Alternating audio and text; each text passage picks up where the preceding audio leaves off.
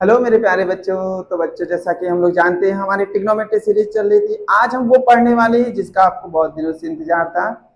आपको लगता था ट्रिग्नोमेट्री सर बहुत आसान है। हाँ, ट्रिग्नोमेट्री बहुत आसान है अगर आपने अब तक जो पढ़ाया वो आपके दिमाग में है तो आज वाले क्वेश्चन भी आपके दिमाग में होंगे। ठीक है। और ये क्वेश्चन आपको बोर्ड एग्जाम में 100% मार्क्स देकर जाएंगे, ये मैं आपसे बोलता हूँ। और आप देखेंगे एक्सरसाइज नंबर 8.3 और यहां से हम कैसे क्वेश्चंस को इजी बनाएंगे और कैसे उसको सॉल्व करेंगे उसको देखेंगे। तो आपको याद होगा मैंने आपको 3 आइडेंटिटीज पढ़ाई थी, आज हम लोग उनका यूज करने वाले हैं। पहली आइडेंटिटी अपनी थी sine square theta plus cos square theta equal to 1। दूसरी आपको पढ़ाई थी 1 प्लस टेन स्क्वायर थीटा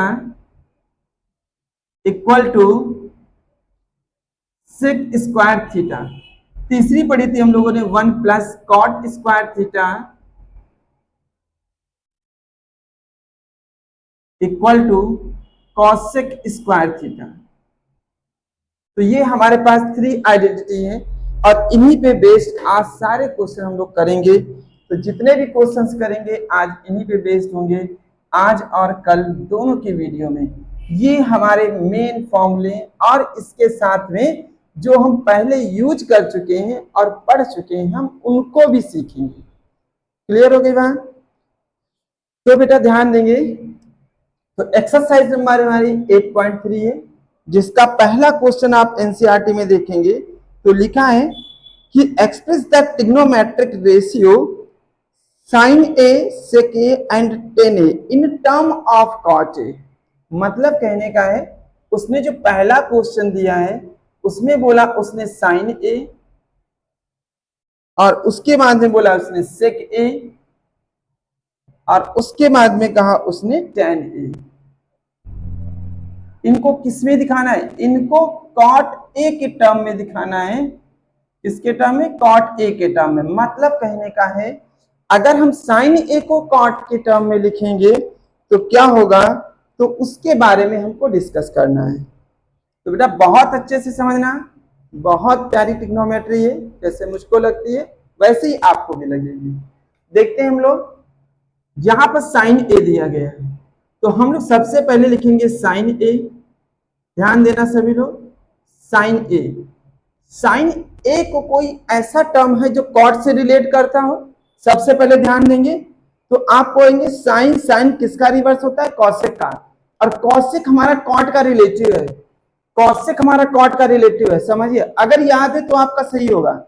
मैंने कहा आप सोचेंगे क्या पहले कि साइन का कोई ऐसा टर्म जो कॉट से रिलेट करता हो। क्लियर हुई बात? तो आपके दिमाग में आया कि हाँ, साइन का एक ऐसा टर्म है जो उसको साइन को रिवर्स करके जिसको 1/cosec लिखते हैं वो हमारा कॉट से रिलेट करता है। बस क्वेश्चन हो गया। लेकिन ये बात दिमाग में आनी चाहिए कि हम साइन को 1/cosec लिख सकते हैं। ठीक है, क्या लिख सकते हैं? 1/cosec। ठीक है, अब हम लोग यूज करेंगे, क्या बेटा यूज करने वाले हैं? 1 प्लस कॉट स्क्वायर ए रखेंगे इक्वल टू कॉसेक स्क्वायर। अगर यहां से स्क्वायर हटा दे तो रूट होगा इस पे, मतलब लिख पाएंगे 1 plus cot square A equal to cosec square A. Sorry, cosec नहीं, क्यों? क्योंकि कॉसेक हटाया तभी तो रूट आ गया। देखिए कॉसेक ए की value root 1 plus cot put कर दीजिए यहाँ पे, तो आपको मिल गया sine A equal to 1/1 plus cot square A. ये बात किसको समझ में आ गई है तुरंत लाइक मारे, और जिससे हमको भी पता चले कि हाँ आपको ये पहला जो पार्ट हमारा साइन था और वो समझ में आ गया है। बहुत इजी था, सिर्फ एक छोटे से टर्म के बारे में सोचना था। चलिए अब आते हैं सेकेंड वाले टर्म पे। ठीक है, जो हमारे पास क्या दिया है? सेक ए। क्या है हमारे पास? सेक ए। ठीक है, सेक ए ले लिया। अब तुरंत सोचना है क्या सेक ए का कोई टर्म कॉट के टर्म से रिलेट करता है, तो तुरंत आपने सोचा सेक सेक रिलेट करता है हमारी आइडेंटिटी में देखिए तो 10 से, और कॉट को 1/10 लिखते हैं, आपको पीछे मैंने पढ़ाया था, ठीक है। तो तुरंत देखिए यहां पर आइए, इसको यूज करिए, स्क्वायर हटाइए, इस पे क्या मिलेगा 1 + 10 स्क्वायर। बात समझ में आई कि नहीं? इसको हम लिख सकते हैं रूट 1 + 10 स्क्वायर ए। क्लियर हो गया बात? ठीक है। 10 को 10 किसका रिवर्स होता है? कॉट का।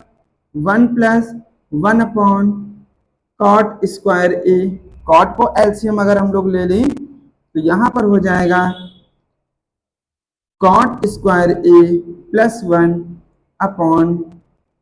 1/कॉट स्क्वायर ए। अब हम इसमें इतना कर सकते हैं कि कॉट है तो इसको 1/कॉट, क्योंकि रूट के बाहर आ जाएगा, और यहां पे बचेगा 1 + कॉट स्क्वायर ए। ये किसका टर्म आ गया हमारा? सेक ए का। आई थिंक आपको ये बात भी अच्छे से समझ में आ गई होगी। सिर्फ टर्म को रिलेट करना है जैसा आपसे पूछा गया था, ठीक है, ओके। अब आते हैं हम लोग थर्ड टर्म के पास, जिसको दिया गया है tan a। कितना दिया गया है? tan a। तो tan a को लिखने में तो कोई प्रॉब्लम नहीं होनी चाहिए, ये तो सबको मालूम होना चाहिए, cot a।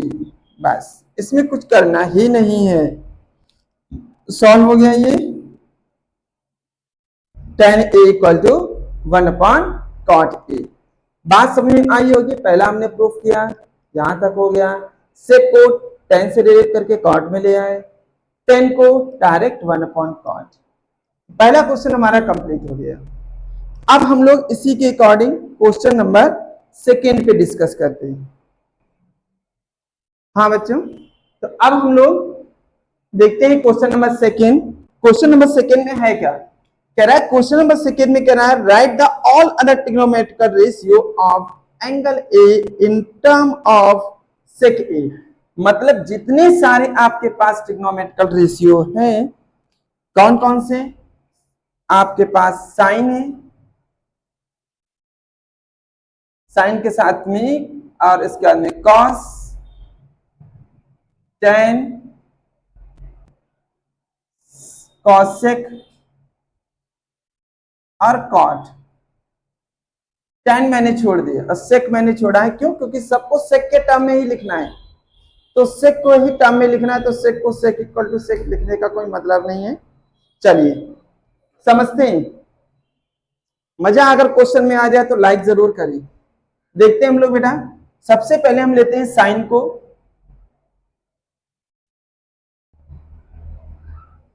फिर से वही बात, अगर हम सेक के टर्म में ला रहे हैं तो साइन को सेक के टर्म में ला रहे हैं, तो साइन का ऐसा टर्म रिलेटिव देखना पड़ेगा जो सेक का रिलेटिव कोई टर्म होगा, तो आप तुरंत आइडेंटिटी के पास जाएंगे, आप कहेंगे सेक कॉस का रिलेटिव है, तो और कॉस साइन का रिलेटिव है, तो मतलब साइन और सेक के बीच में रिलेशन आ गई। हम साइन को कॉस में ब्रेक करेंगे और कॉस को सेक में कर देंगे, क्वेश्चन सॉल्व हो गया। देखो फर्स्ट आइडेंटिटी, साइन की वैल्यू निकालेंगे तो कॉस को उधर ले जाएंगे, मतलब हो गया 1 - के कॉस स्क्वायर ए का रूट। बात समझ में आ गई? लिख सकते हैं? क्लियर? आइडेंटिटी याद है, इतनी कैलकुलेशन आती होगी।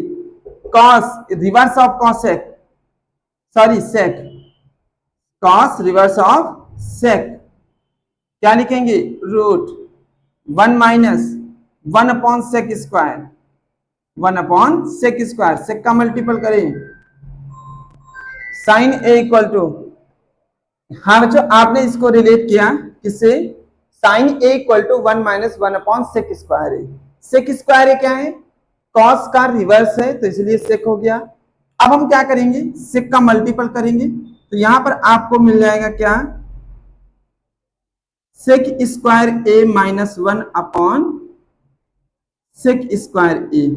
सेक को रूट से बाहर निकालिए, 1/सेक ए, और आ गया यहां पे रूट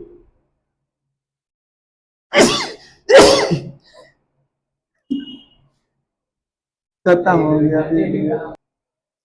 हाँ बच्चों, क्वेश्चन नंबर देखेंगे सेकेंड। ठीक है, इसमें क्या है, साइन ए। साइन ए को हम किसमें निकालना है, साइन ए को सेक के टर्म में निकालना है, जैसा कि आप क्वेश्चन में देख रहे हैं, जो कि आपको स्क्रीन पर दिख भी रहा है। ठीक है, और बाकी आप एनसीईआरटी की बुक में भी देख सकते हैं।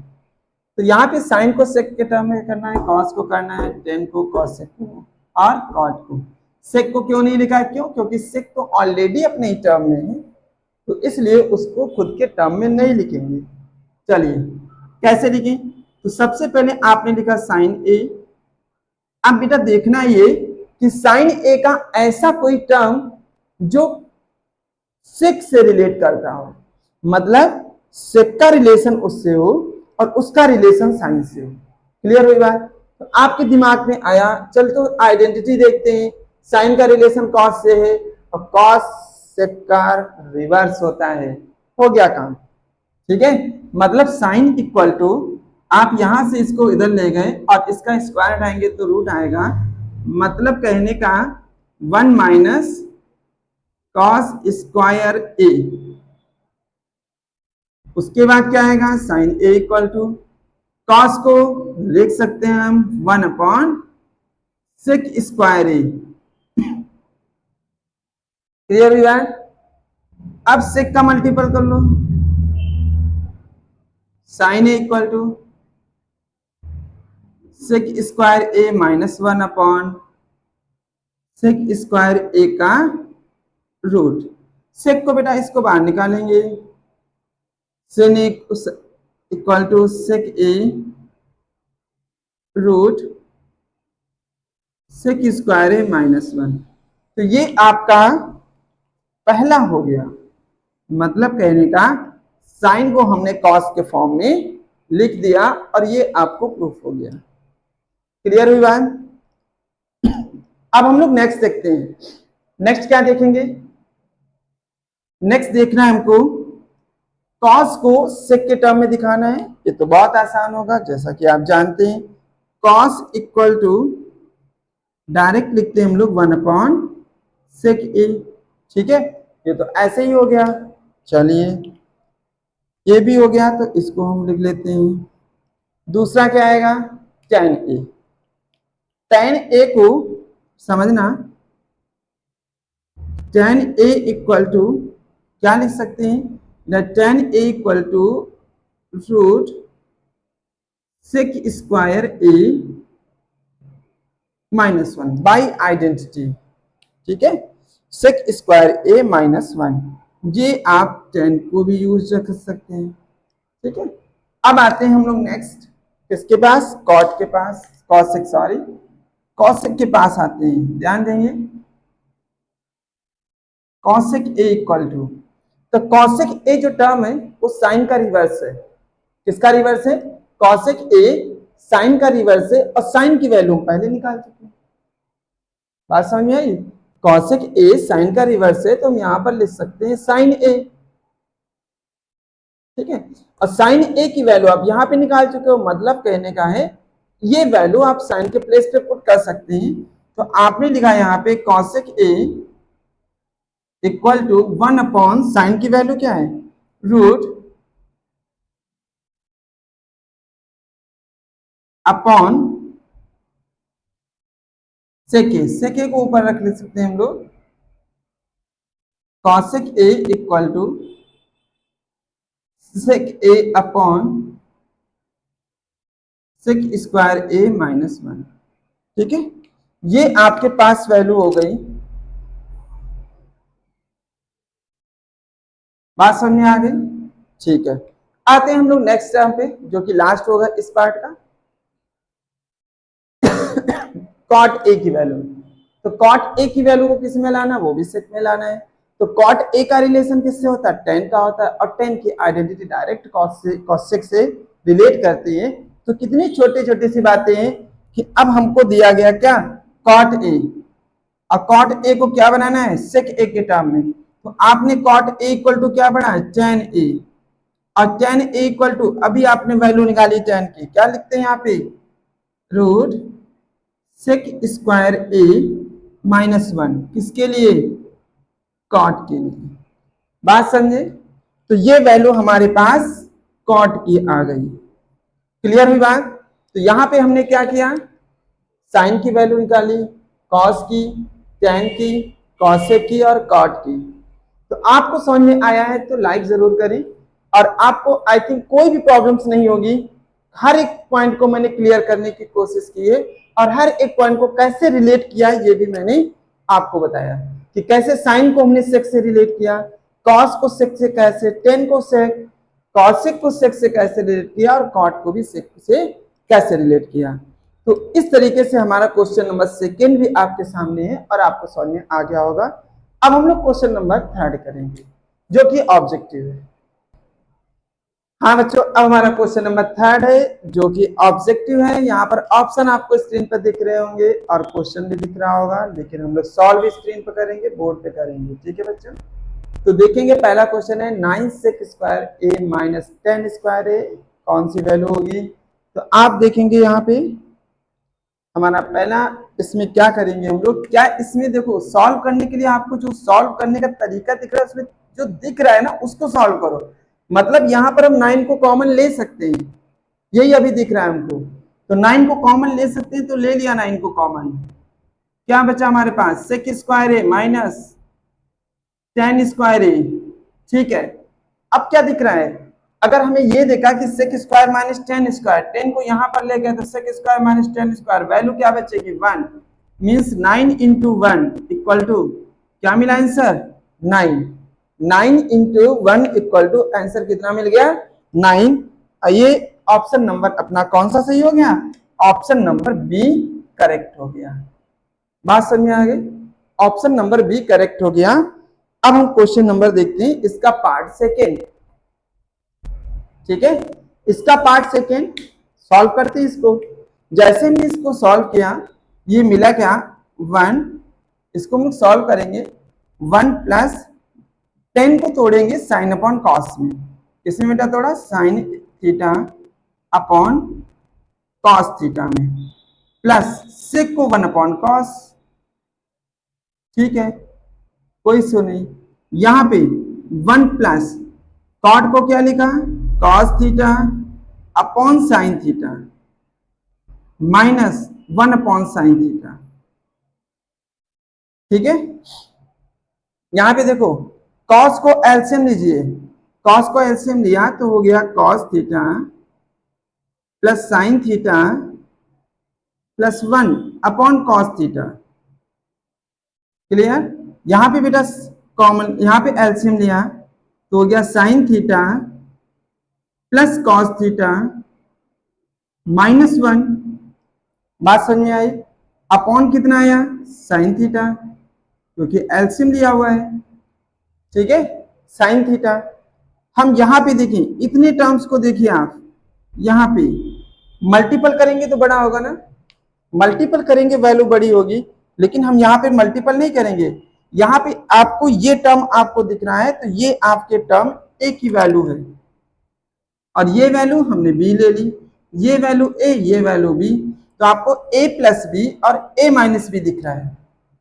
ठीक है, ए प्लस बी और ए माइनस बी मतलब A square minus B square, identity लगा देंगे, क्या मिलेगा cos theta plus sine theta का स्क्वायर माइनस 1 का स्क्वायर अपॉन कॉस थीटा और sine theta. Clear, whole square इसका हम ओपन कर लें। जैसे ही आपने इसका होल स्क्वायर ओपन किया तो क्या बना, cos square theta sine square theta plus cos square theta plus sign square theta plus 2 cos theta और साइन थीटा माइनस 1 का स्क्वायर तो 1 ही रहेगा, अपॉन में है कॉस थीटा और साइन थीटा। इसकी वैल्यू क्या होगी, अरे इसकी वैल्यू तो 1 होती है, तो अगर इसकी वैल्यू 1 होती है तो देखेंगे यहां पे इसको आपने रखा 1 plus 2 cos square theta, 2 cos theta into sine theta square नहीं है, माइनस 1 अपॉन कॉस थीटा और साइन थीटा, क्या 1 और 1 साइलेंट हो गया, बचा क्या आपके पास जो वैल्यू आई वो आई 2 कॉस थीटा और sine theta upon cos theta और साइन थीटा, ये दोनों साइलेंट हो गए। वैल्यू कितनी आ गई 2, कितनी वैल्यू मिली 2, जो कि हमारा ऑप्शन नंबर सी करेक्ट है। कौन सा ऑप्शन सही होगा, ऑप्शन नंबर सी। समझ में आया आपको। उसके बाद में देखो क्वेश्चन को सॉल्व करते वक्त आपको आइडेंटिटी ट्रिग्नोमेट्री जहां पर यूज होगा आपको ये बातें तो अपने माइंड में रखनी पड़ेगी, अदरवाइज ट्रिग्नोमेट्री फिर आपके लिए टिपिकल बनेगी। तो अब हम देखेंगे part number 3 is a very easy है, ठीक है, मतलब बहुत ज्यादा इजी है। कैसे, लेकिन उनके लिए इजी है जिनको पीछे के फॉर्मूले जो बताए गए थे उनके लिए क्लियर है। सेक को क्या लिख सकते हैं हम लोग 1 अपॉन कॉस, टेन को क्या लिख सकते हैं साइन अपॉन कॉस,